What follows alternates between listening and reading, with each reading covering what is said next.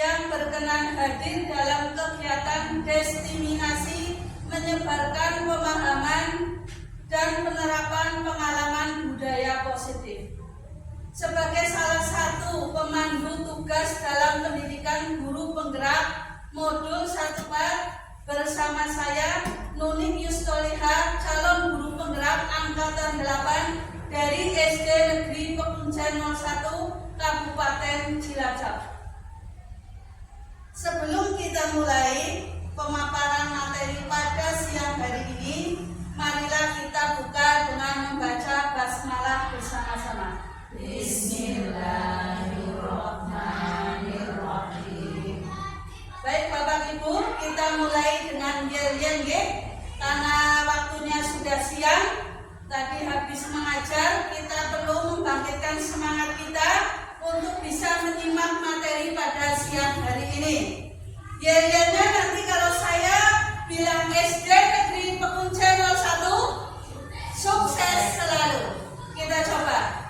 SD Negeri Pekuncen 01, sukses selalu. SD Negeri Pekuncen 01, sukses selalu. Ya, terima kasih. Dengan yel-yel ini bisa membangkitkan semangat kita untuk belajar hal baru di sini, ya. Selanjutnya, saya sangat bangga berada bersama Bapak Ibu guru di SD Negeri Pekuncen 01. Karena saya lihat Bapak Ibu guru semua, baik dari SD Negeri Pekuncen 01 maupun SD Negeri Pekuncen 05, sangat bersemangat dalam mendidik murid-muridnya. Di sini saya akan bertanya kepada Bapak Ibu, pernahkah Bapak Ibu mendengar kata budaya positif? Pernah ya? Yang terbersih dalam benak Bapak Ibu itu apa budaya positif? Coba melaksanakan tata tertib. Melaksanakan tata tertib. Tingkah laku yang baik. Tingkah laku yang baik. Cinta kebersihan. Cinta kebersihan. Religius. Terus cinta budaya. Toleransi. Nasionalisme. Sudah? Ya, terima kasih ya. Tadi itu adalah salah satu pengertian dari budaya positif. Kenapa budaya positif itu sangat penting dilaksanakan terutama di SD Negeri 01 Pekuncen ini? Karena apa? Budaya positif itu bisa menumbuhkan motivasi intrinsik. Motivasi ini khususnya dari diri siswa, bukan dari orang lain. Kita harus bisa menyebarkan budaya positif ini kepada seluruh warga sekolah. Jadi misalkan kita sebagai guru tahu budaya positif, tetapi tidak disebarkan kepada anak didik kita, maka tidak akan berguna. Itu harus disebarkan kepada anak didik kita, kepada wali murid kita, kepada semua warga sekolah. Kemudian ini juga merupakan cita-cita dari Ki Hajar Dewantara. Ada yang tahu cita-cita Ki Hajar Dewantara itu apa? Ingaso Sungtolodo Londore Handayani. Ya. Jadi guru itu dari cita-cita Ki Hajar Dewantara itu menuntun siswanya, menuntun siswa itu untuk mencari bakat dan minatnya.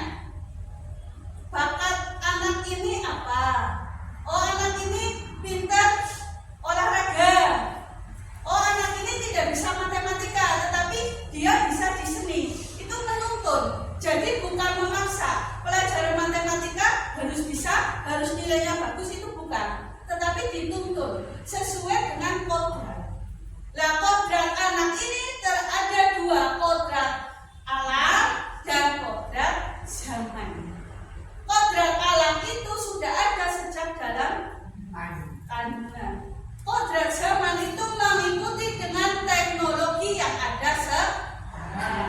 Nah, oleh karena itu di sini ya konsep intinya itu adalah mewujudkan profil pelajar Pancasila.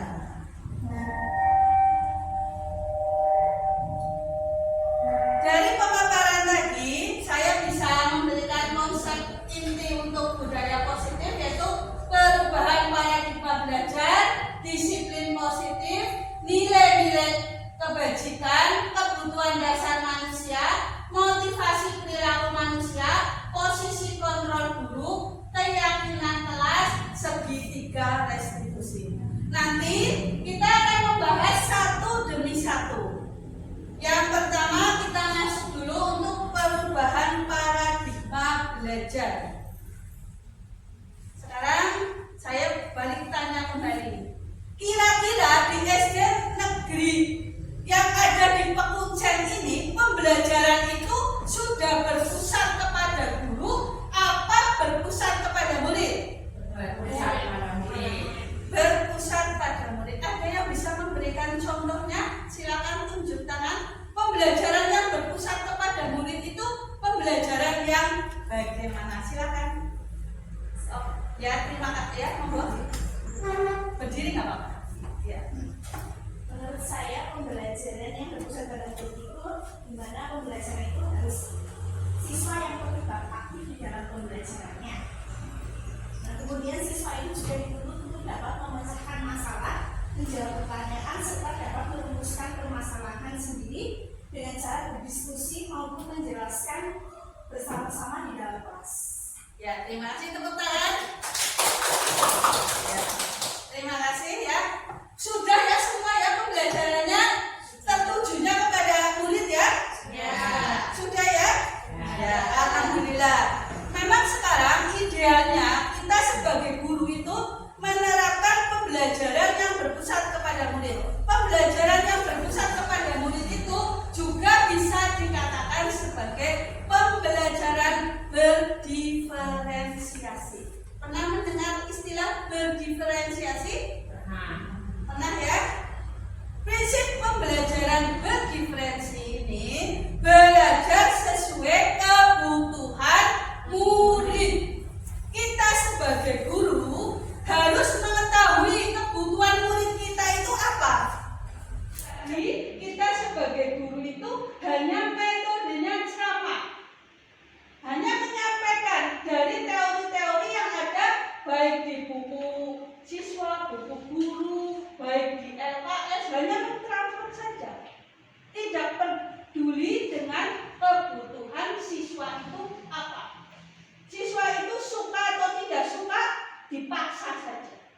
Kita refleksi, kita seperti itu apa tidak selama ini dalam pembelajaran. Apa kita memilih anak, misalkan hari ini pelajaran bahasa Indonesia, materinya adalah mencari kosakata. Di sini Bu Guru memberikan beberapa metode yang bisa murid pilih. Silakan memilih. Kamu mau yang mana, yang mana, yang mana. Itu seperti itu. Jadi tidak hanya kita menjelaskan kosakata itu adalah ini contohnya. Silakan kalian kerjakan. Itu tidak boleh. Itu yang namanya pembelajaran itu masih berpusat kepada guru. Kemudian kalau pembelajaran yang masih menggunakan tipe-tipe lama atau yang terpusat kepada guru, itu harus sedikit demi sedikit kita rubah. Karena perubahan itu tidak bisa instan. Tidak kayak membuat mie goreng instan langsung jadi, itu tidak bisa. Perubahan itu kita lakukan sedikit demi sedikit, bahwa kita lihat pembelajaran yang ada di dalam kelas kita harus kita rubah. Harus kita mengaktifkan anak. Ada yang bisa memberikan contoh pembelajaran yang terpusat pada siswa yang sudah dengan Bapak Ibu semua lakukan di kelas. Contoh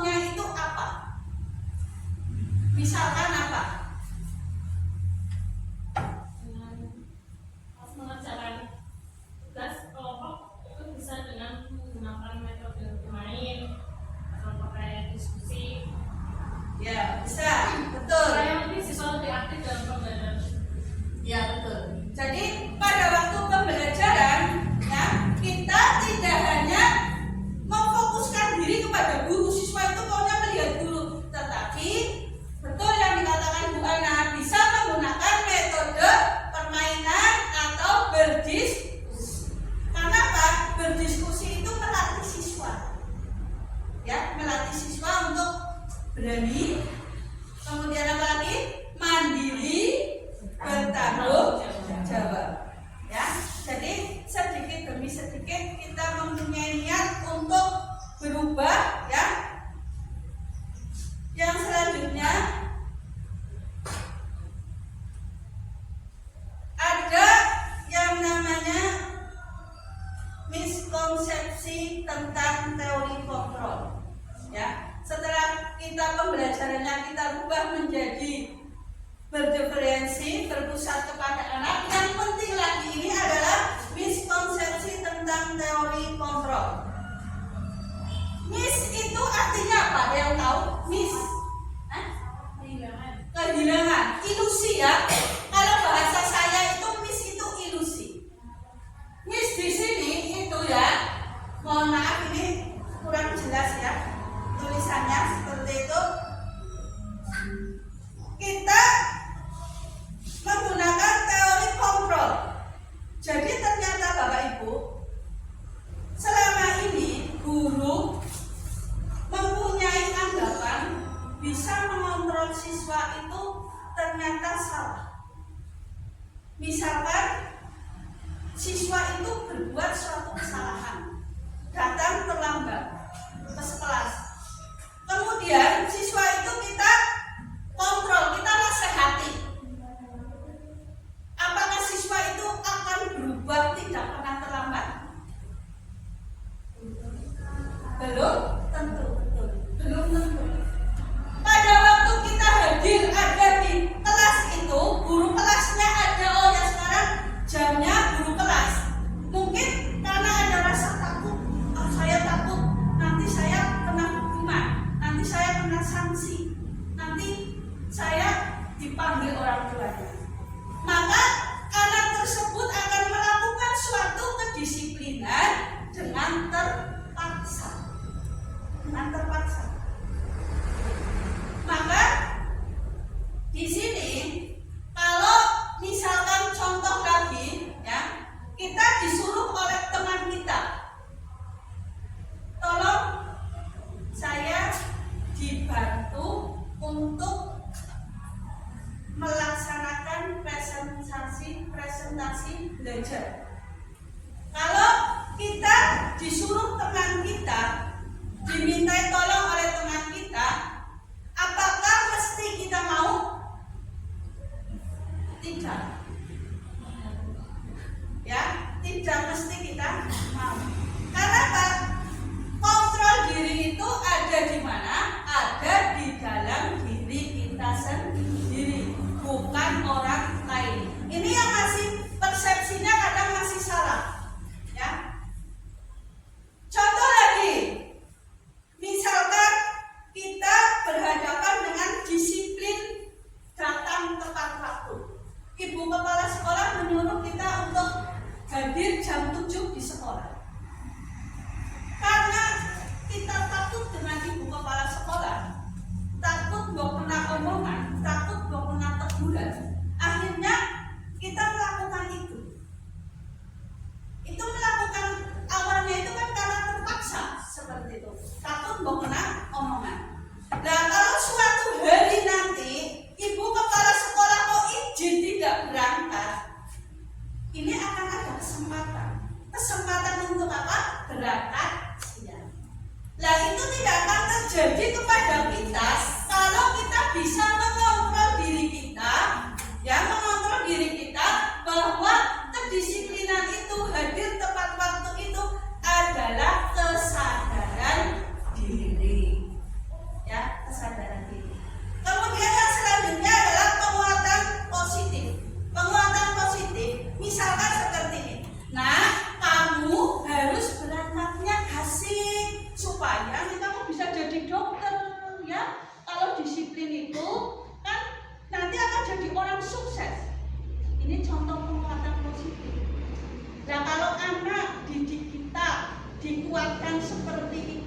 di hadapan kita.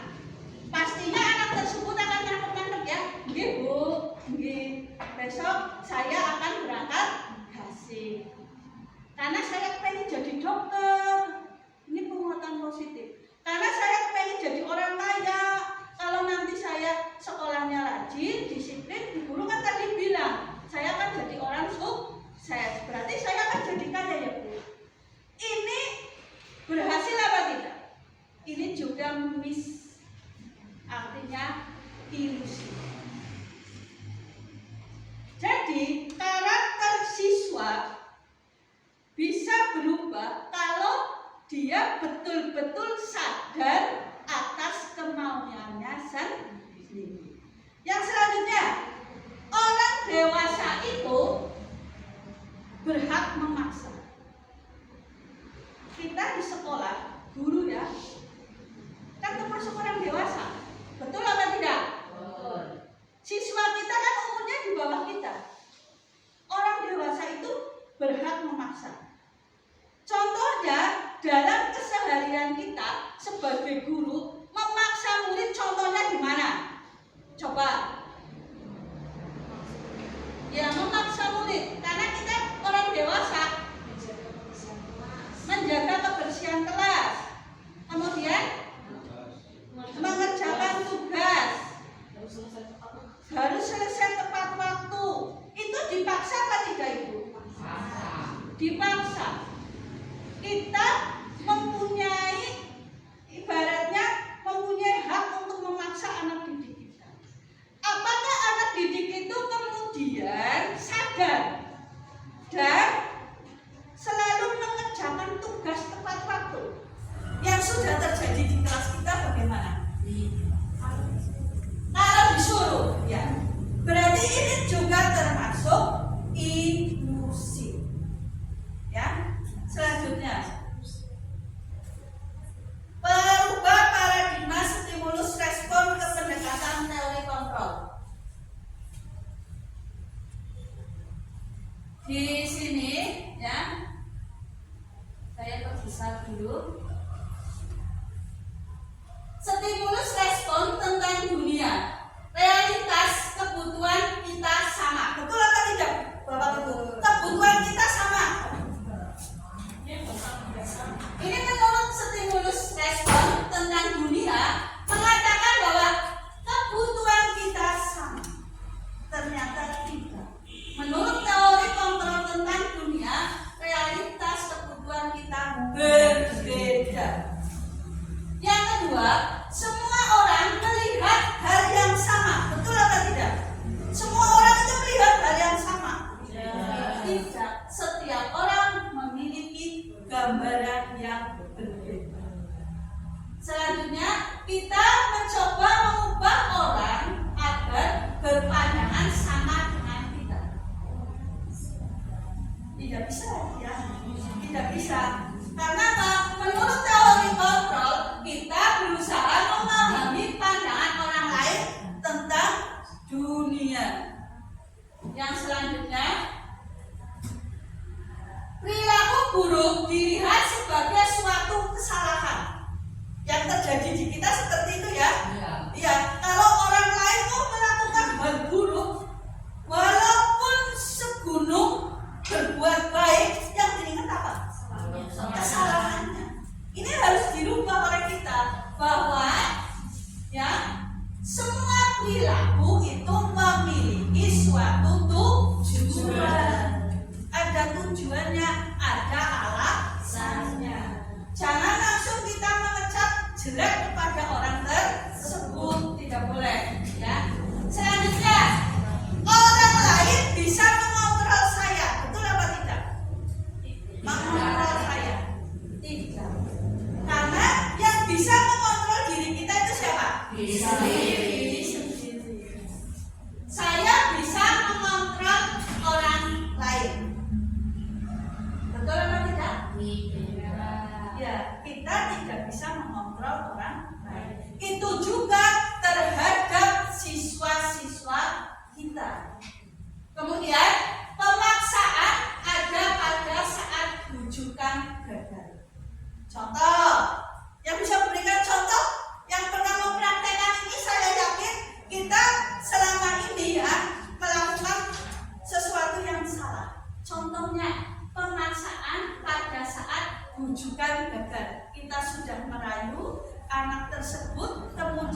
gagal lagi paksa. Ada yang bisa memberikan contoh? Contohnya di kelas kita itu seperti itu. Pernah mengalami hal ini? Pernah ya? Coba dicontohkan kira-kira apa seperti itu contohnya. Sering ya? Nah, kamu nanti ikut cobain ya. Kalau bapak Bu Guru, ya kamu bisa, kamu mampu, Bu Guru yakin kamu bisa. Lah banget takut gak? Mau nanti kalah. Udah itu saja ya, manut sama Bu Guru. Nggak mau? Ya udah kalau nggak manut nanti nilai saya kurang. Sekarang manut apa tidak? Manut.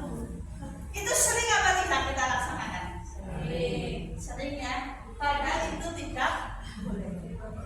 Itu tidak boleh. Kemudian model berpikir menang atau kalah. Model berpikir menang.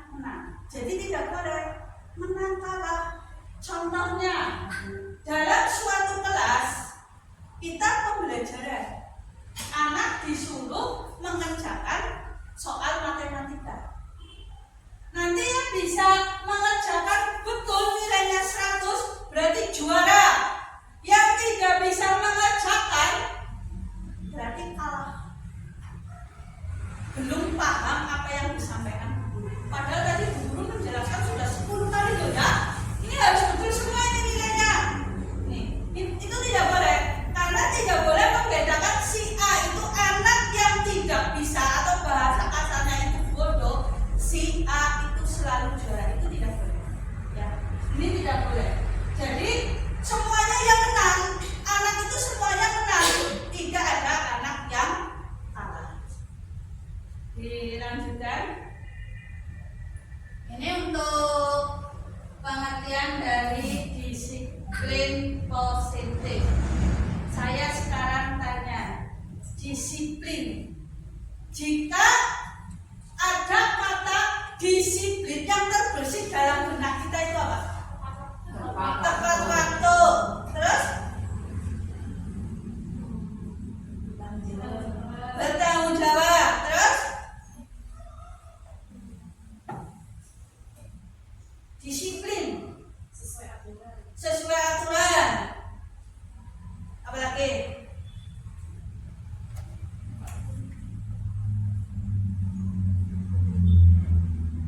Cukup ya?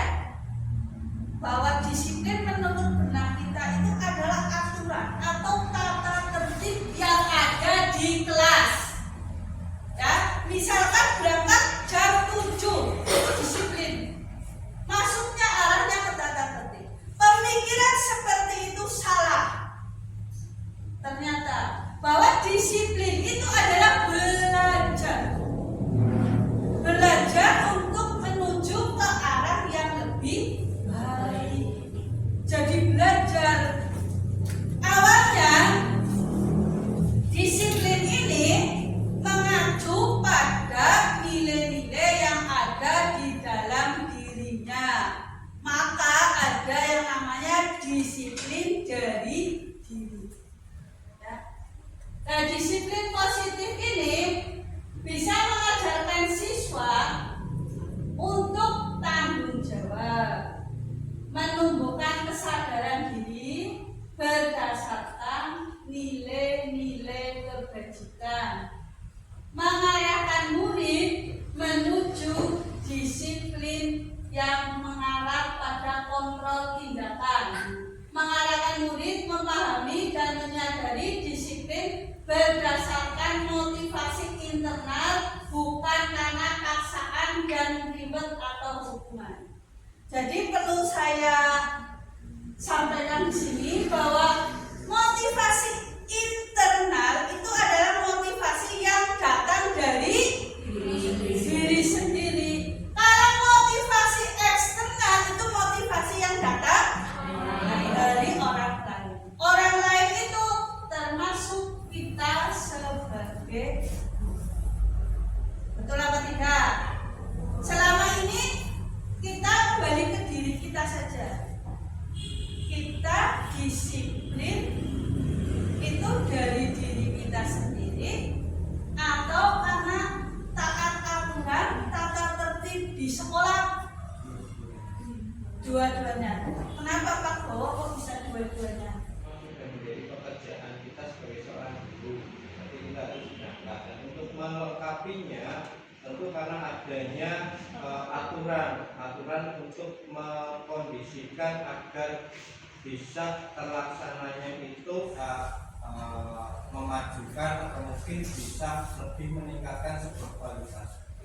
Ya betul, tepuk tangan untuk Pak Bowo. Ya. Terima kasih, tepat sekali apa yang disampaikan oleh Pak Bowo bahwa disiplin itu ya taat aturan tetapi juga hadir dalam diri sendiri. Kemudian yang perlu digarisbawahi di sini bahwa ternyata ribet itu tidak boleh. Ribet itu tidak boleh.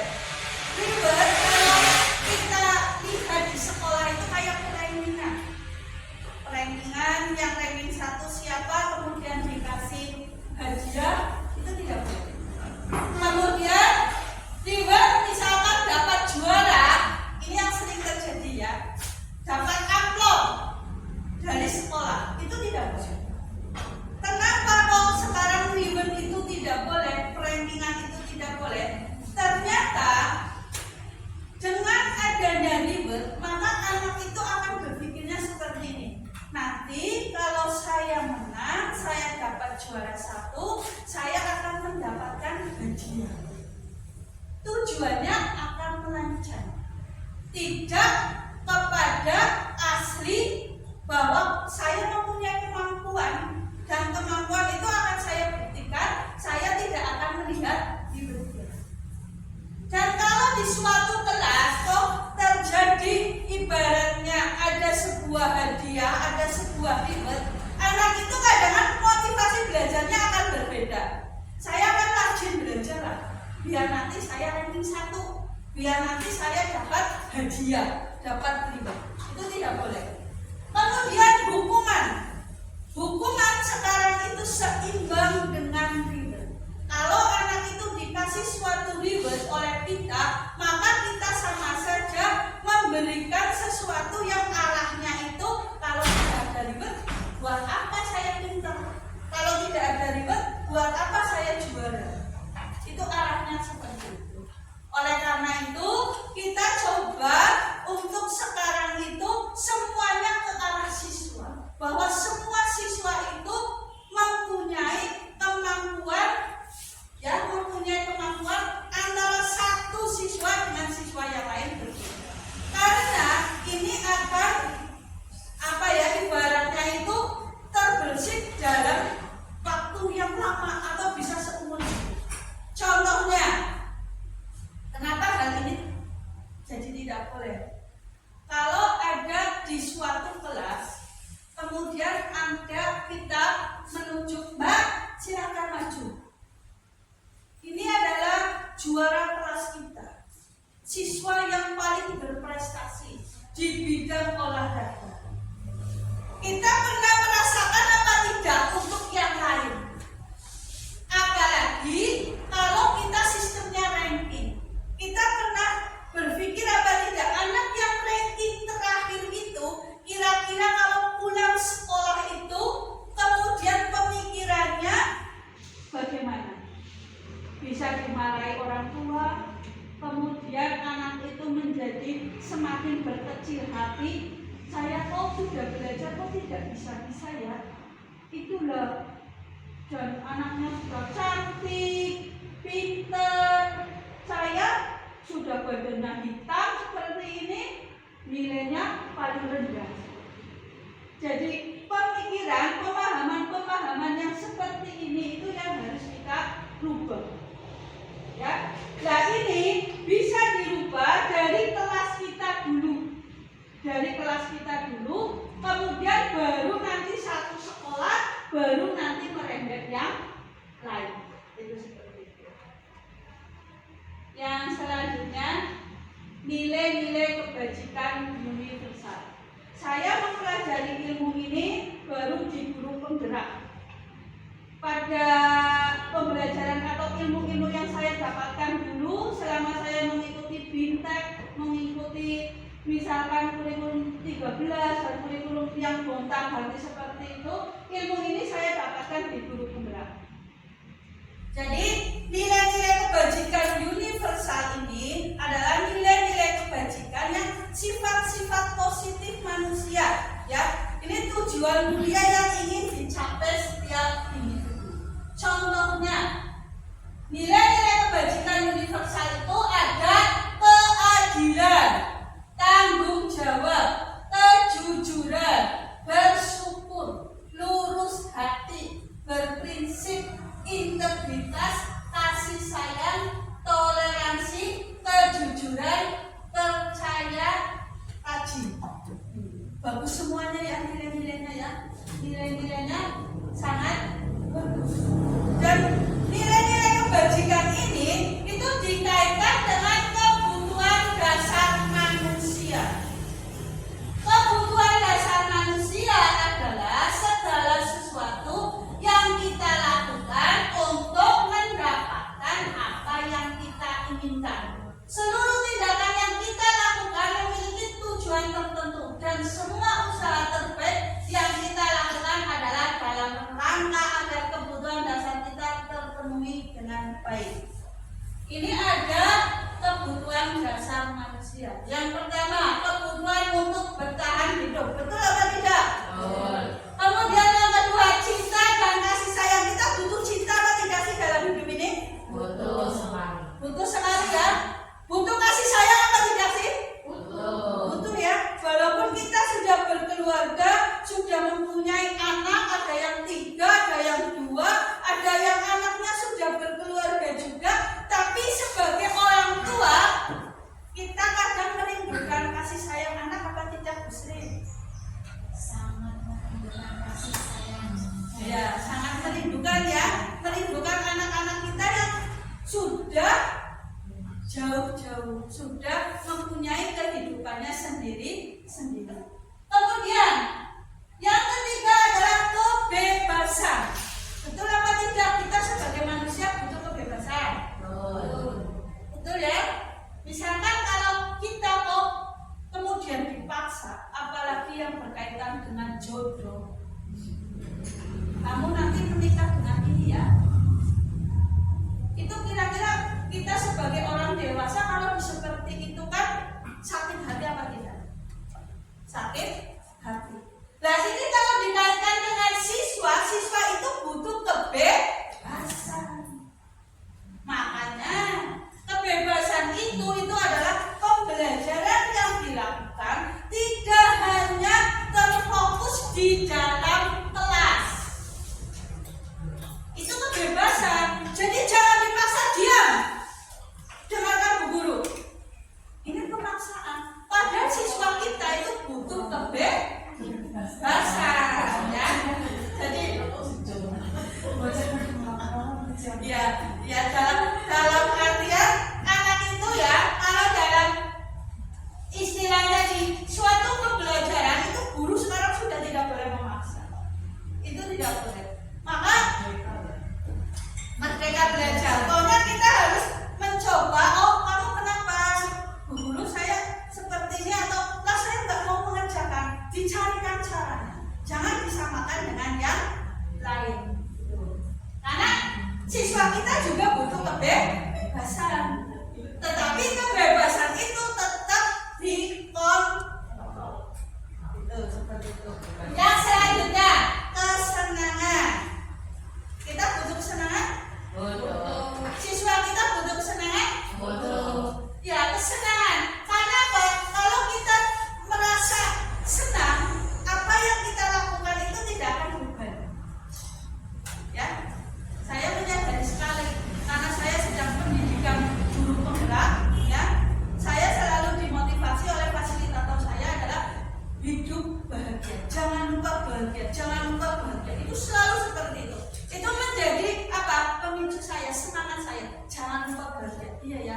Kalau saya kemudian memikirkan tugas terus, memikirkan anak didik terus, tidak bahagia. Nah kalau guru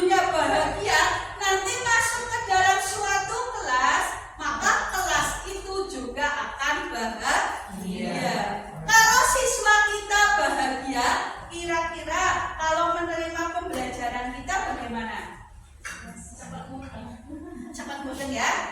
Ya, oke.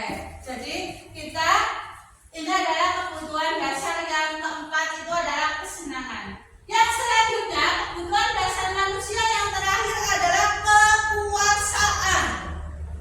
Betul apa tidak? Siswa juga butuh kekuasaan apa tidak? Butuh. Contoh kekuasaan siswa itu apa? Misalnya dalam kelas,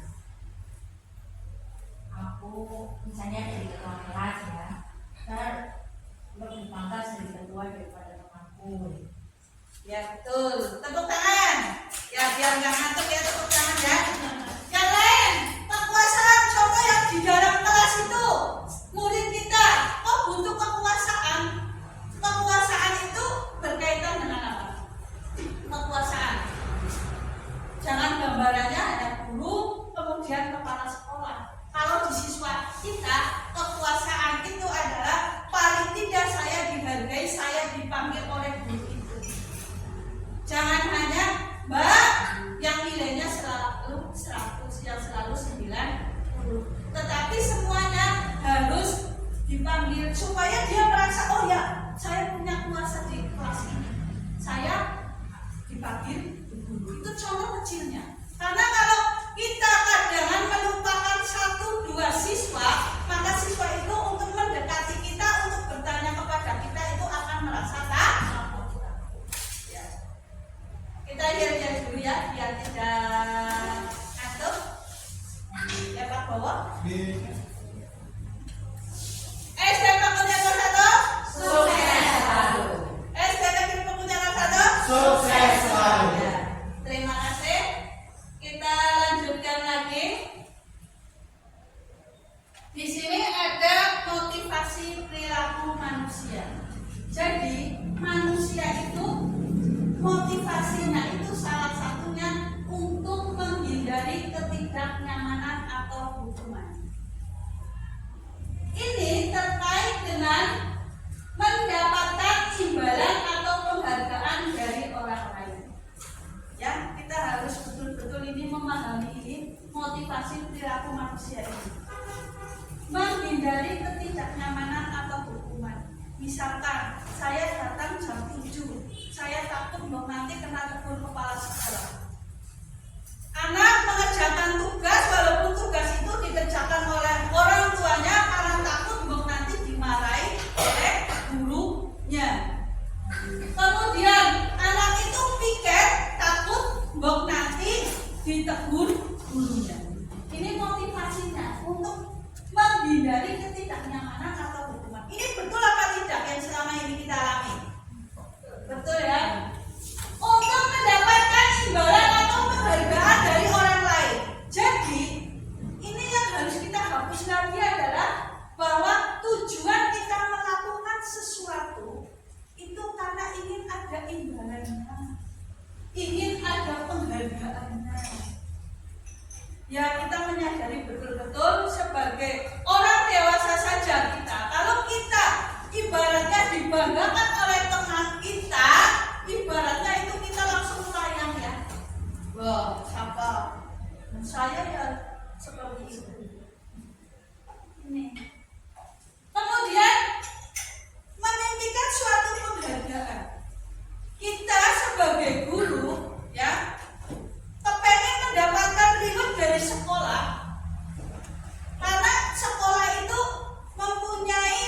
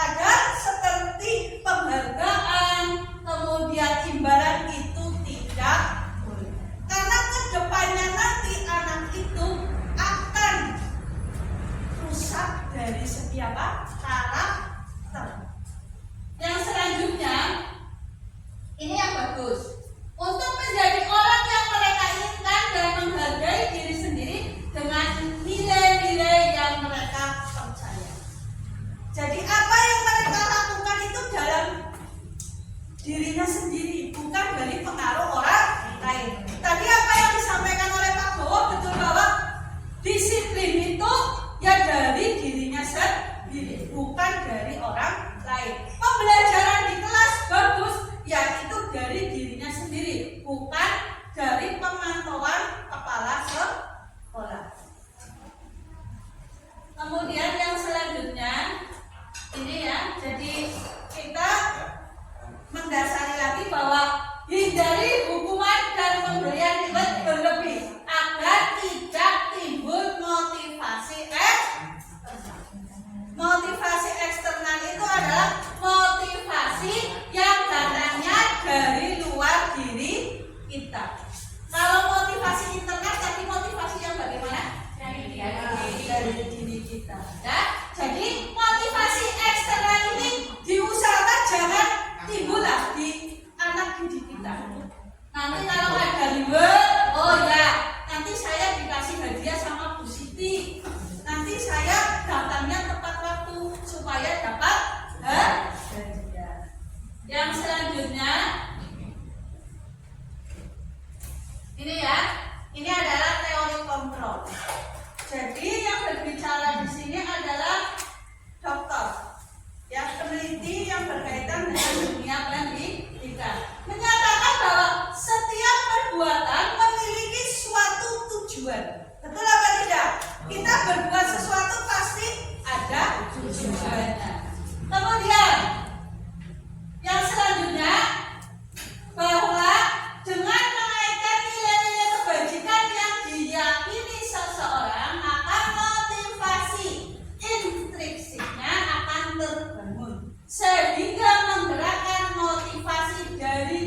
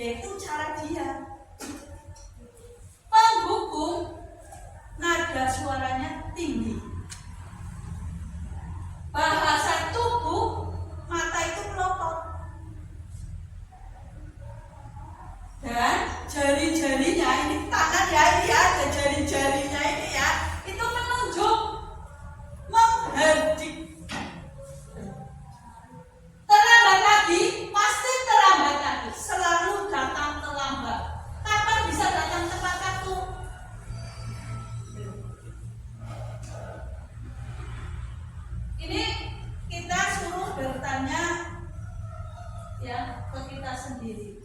Ya. Bagaimana kalau perasaan murid bila guru berbicara seperti itu pada saat muridnya datang terlambat? Mentalnya down, takut, malu, males berangkat sekolah. Ya.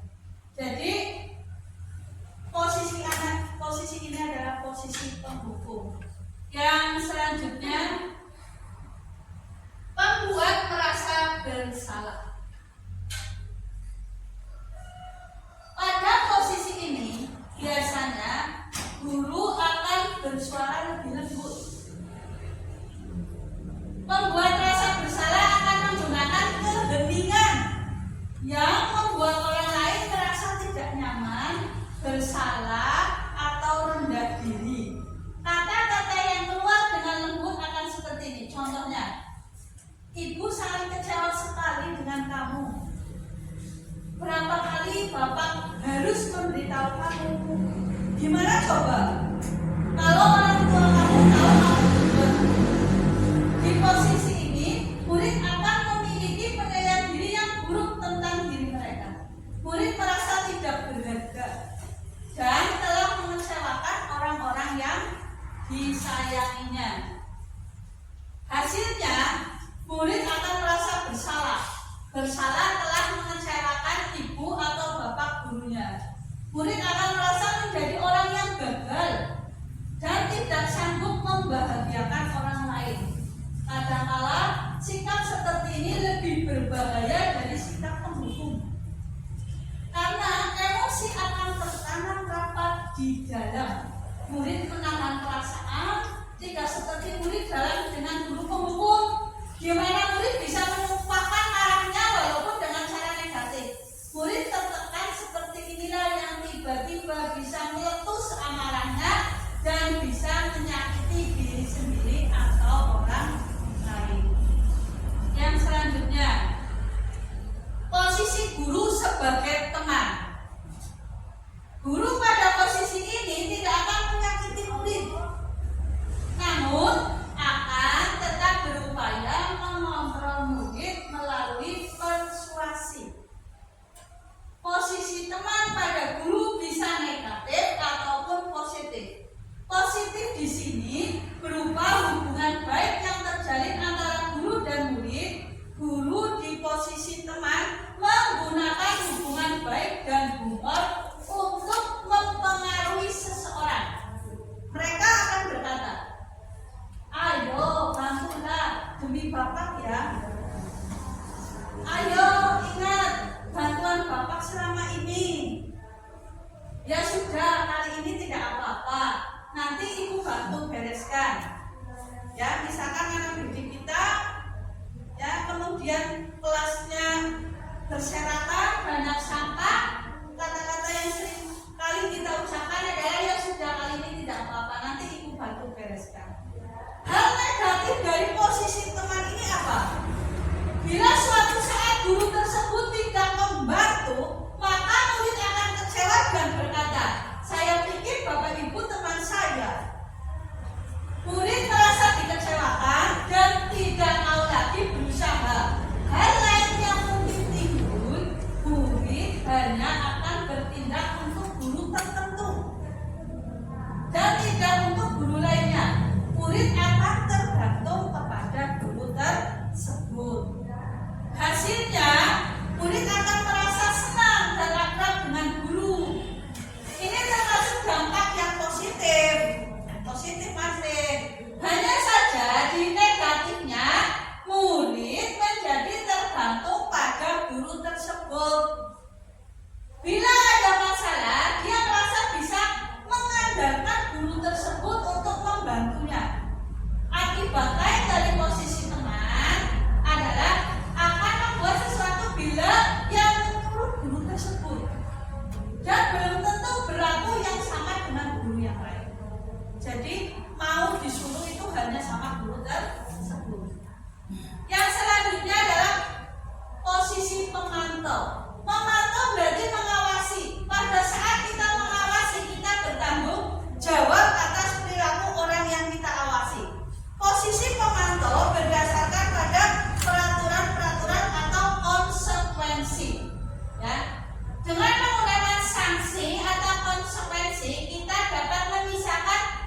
hubungan pribadi kita dengan murid. Sebagai seorang yang menjalankan posisi pemantau, pertanyaan yang diajukan seorang pemantau, peraturannya apa? Apa yang telah kamu lakukan? Sanksi atau konsekuensinya apa? Seorang pemantau sangat mengandalkan penghitungan catatan data yang dapat digunakan sebagai bukti atau perilaku seseorang. Posisi ini akan menggunakan stiker, slip catatan, daftar cetak.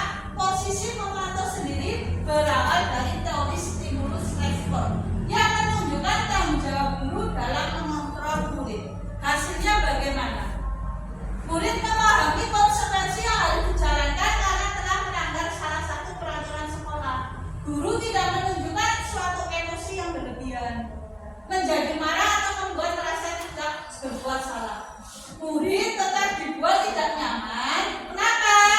Harus tinggal kelas pada waktu jam istirahat dan mengerjakan tugas. Guru tetap harus memantau murid pada saat mengerjakan tugas di jam istirahat karena murid tidak bisa ditinggal seorang diri. Yang terakhir, ini yang harus ada pada diri Bapak Ibu. Posisi kita sebagai guru yang paling bagus adalah manajer. Manajer itu suaranya tulus, bahasa tubuh tidak kaku, kemudian mendekat ke murid. Contoh bisa dibacakan Pak Bowo. Guru. Adi, apakah kamu mengetahui jam berapa sekolah dimulai? Tahu Pak, jam 7. Ya, jadi kamu terlambat. Kira-kira bagaimana kamu akan memperbaiki masalah ini? Saya bisa menanyakan teman saya Pak untuk mengejar tugas yang tertinggal. Baik, itu bisa dilakukan. Apakah besok akan ada masalah untuk kamu agar bisa hadir tepat waktu ke sekolah? Tidak Pak, saya bisa hadir tepat waktu. Baik, saya hargai usahamu untuk memperbaiki. Ya, terima kasih, tepuk tangan.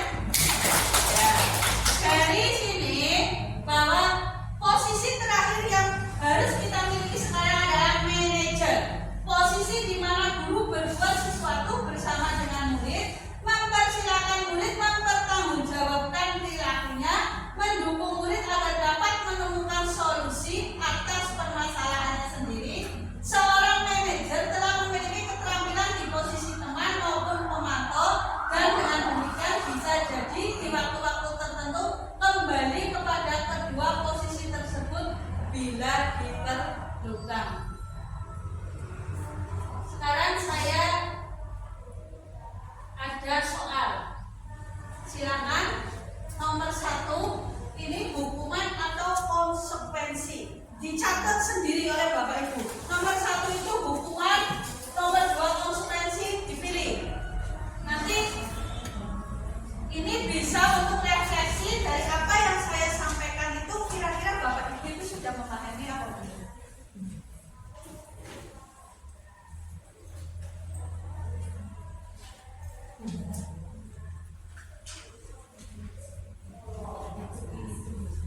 Ya, mencatat 100 kali di dalam buku kalimat, saya tidak akan terlambat lagi karena terlambat ke sekolah. Itu hukuman atau konsekuensi. Memilih salah satu. Kemudian pertanyaan nomor 2, lari mengelilingi lapangan basket 2 kali karena terlambat hadir di sekolah. Itu hukuman atau konsekuensi.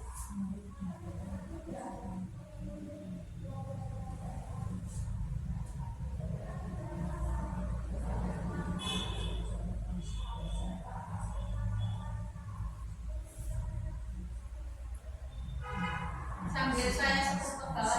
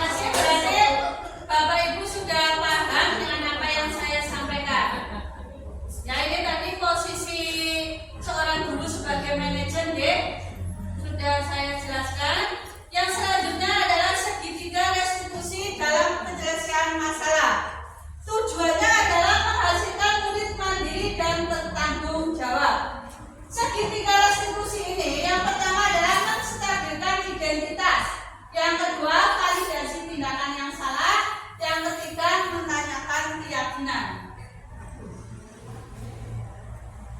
Untuk segitiga restitusi itu sebenarnya saya sudah membuat demonstrasi kontekstual kemarin bersama anak kelas 5. Saya sudah memvideo dari 1, 2, 3 ya. Yang terakhir kita akan mencoba masuk ke keyakinan kelas atau sekolah. Ini harus ada Bapak Ibu di setiap kelas, keyakinan kelas atau sekolah. Ya, keyakinan kelas atau sekolah berupa pernyataan universal yang mudah dipahami, dimengerti dan harus dilaksanakan. Ini sesuai kesepakatan anak. Jadi, ya, kayak kesepakatan kelas. Betul, kayak kesepakatan kelas. Ini menggunakan Kontrak belajar sama. kontrak belajar sama. Itu bahasanya tinggal kita rubah menjadi keyakinan kelas. Perubahan cara berpikir kita mengutamakan kebutuhan murid, harus berdiskusi dengan murid agar tercapai sebuah kesepakatan yang berpihak kepada murid. Jadi nanti kita berdiskusi dengan siswa kita. Contoh peraturan saat belajar di kelas. Memperhatikan guru saat menyampaikan materi pelajaran. Dilarang bersuara keras atau membuat gaduh di kelas. Siswa harus meminta izin guru jika ingin meninggalkan kelas. Mengerjakan tugas yang diberikan guru. Siswa masuk ke ruang kelas tepat waktu. Siswa dilarang tidur di kelas selama jam pembelajaran. Siswa boleh bertanya jika ada materi yang kurang dipahami. Siswa menggunakan atribut lengkap. Selalu menjaga kebersihan ruangan kelas. Siswa harus bersikap sopan santun terhadap guru. Ini contohnya. Contoh kesepakatan kelas dan keyakinan kelas, ya. Kemudian untuk rencana implementasi langkah konkret ke depan, wali kelas bersama kelas perwakilan menyusun bersama tentang kesepakatan kelas, ya Bapak Ibu. Nanti kemudian menempel di ruang kelas. Kemudian melakukan pemantauan dengan kolaborasi dengan rekan sejawat, misal dengan guru kelas yang lain. Kemudian refleksinya ini dilaksanakan selama 2 minggu sekali. Terima kasih, salam dan bahagia. Untuk materi ini mari kita hapus bersama-sama. Demikian yang bisa saya sampaikan pada kesempatan kali ini. Mudah-mudahan apa yang saya sampaikan bisa bermanfaat sama Bapak Ibu untuk terus menjadi guru yang menjadi penuntun murid-murid kita. Kurang lebihnya mohon maaf. Saya akhiri. Wassalamualaikum warahmatullahi wabarakatuh.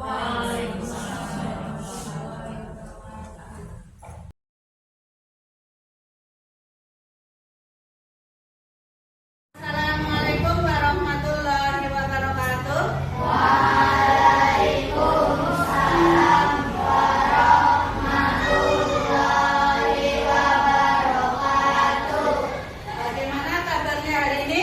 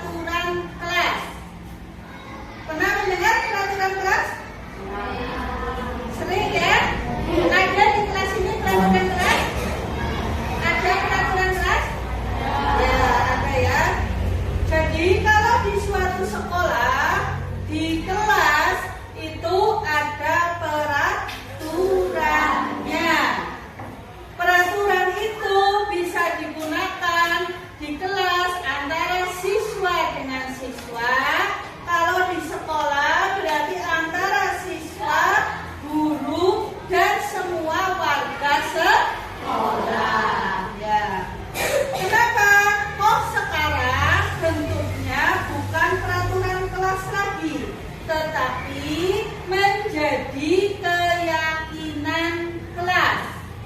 Karena kita mematuhi sesuatu itu didasarkan dari keyakinan dari diri kita.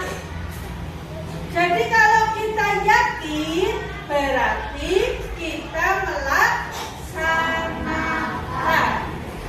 Ada yang tahu contohnya? Kalau dalam suatu keyakinan kelas, berarti sebelum membuat suatu keyakinan kita harus mengadakan kesepakatan kelas. Loh Bu, contoh kesepakatan kelas itu apa? Contohnya yaitu kata-kata menggunakan misalkan. Kalau di dalam kelas itu kita harus saling apa? Menghargai, harus saling menghormati, kemudian disiplin, kemudian tadi apa? Menjaga kebersihan. Loh, kalau di dalam suatu peraturan kelas ya, itu bahasanya ini rata-rata menggunakan bahasa yang negatif. Ada yang tahu di suatu peraturan kelas bahasa negatif itu contohnya yang apa? Kata apa? Negatif.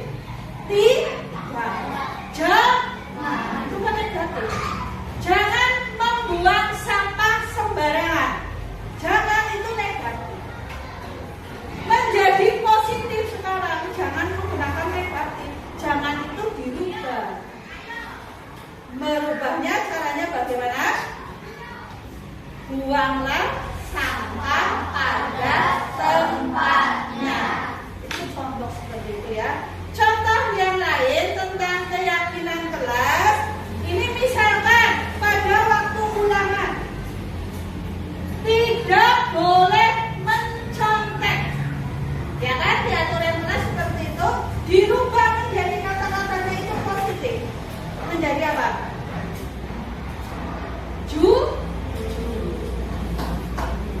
Tidak boleh mencontek itu kan negatif. Jujur itu positif ya. Kemudian yang lain contohnya bertanggung jawab. Itu positif apa negatif? Positif. Negatifnya apa?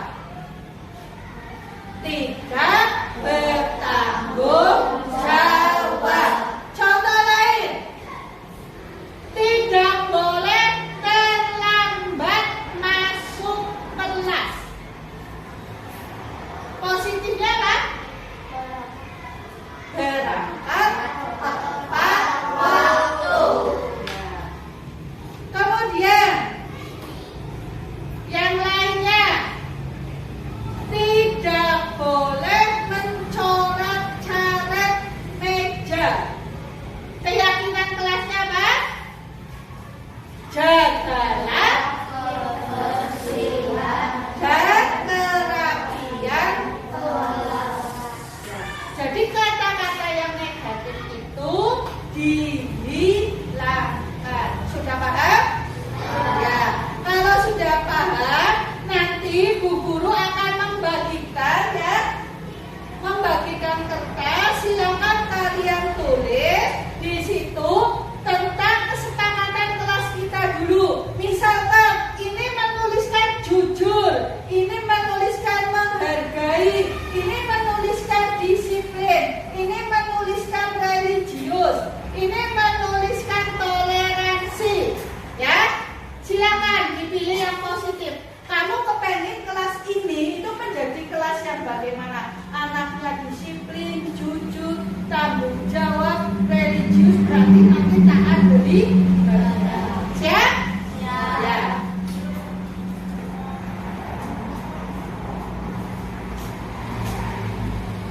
Ya, silakan nanti langsung ditulis, pilih satu kata ya.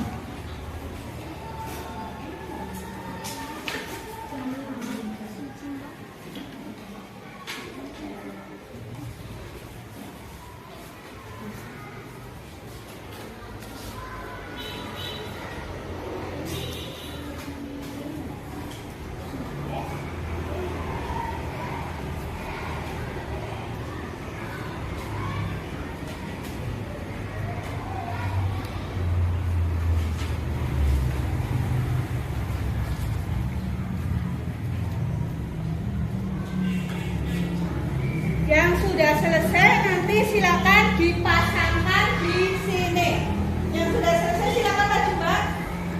Ya, maju dipasangkan. Ya, dipasangkan di belakang ini. Satu-satu ya, satu-satu. Nanti gantian satu-satu. Ya.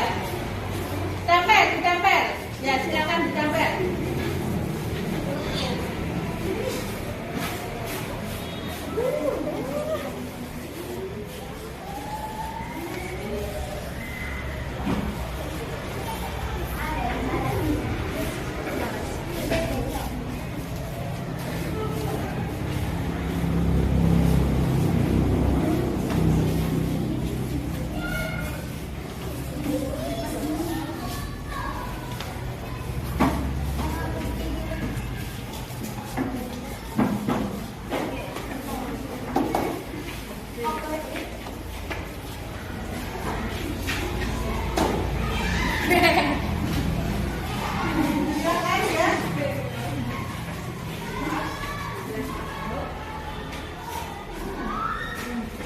Ya, terima kasih. Kita akan Bu Guru akan bacakan ya. Yang sudah kalian catat itu ada jujur, disiplin, disiplin, disiplin, disiplin, bertanggung jawab, disiplin, menghargai, disiplin, toleransi, tanggung jawab, jujur, kemudian toleransi, jujur. Jadi nanti yang sama Bu Guru ambil ya. Pertama berarti nanti ada jujur, kemudian disiplin, ya. Ini yang disiplin diambil. Kemudian ada bertanggung jawab. Kemudian ada toleransi, ya. Kemudian ada menghargai, ya.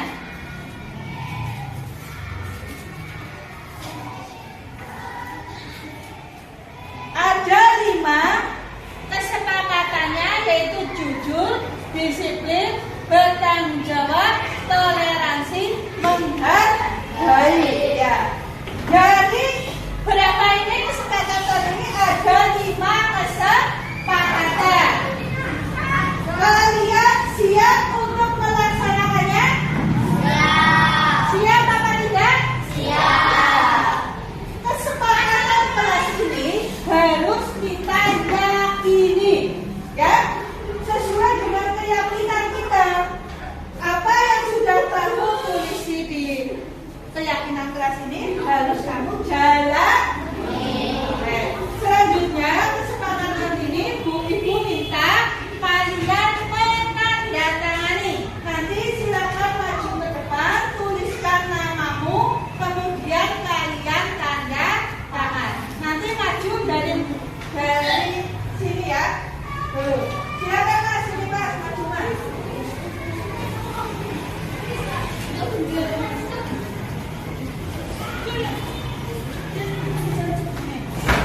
Tuliskan nama, kemudian tanda tangan.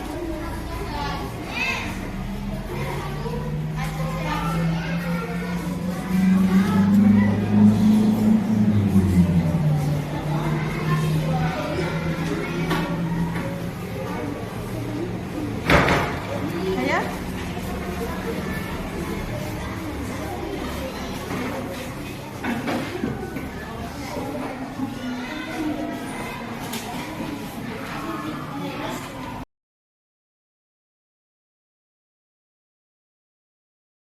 Assalamualaikum warahmatullahi wabarakatuh. Memperkenalkan, nama saya Syifa Zahra Mardani. Saya senang sekali pembuatan keyakinan kelas sangat penting karena dapat membuat kita disiplin, menghargai dan menghargai orang lain. Wassalamualaikum warahmatullahi wabarakatuh. Assalamualaikum warahmatullahi wabarakatuh. Perkenalkan, nama saya Salsa, kelas 6. Senang sekali pembuatan keyakinan kelas sangat penting karena dapat membuat kita bertanggung jawab dan disiplin. Assalamualaikum warahmatullahi wabarakatuh.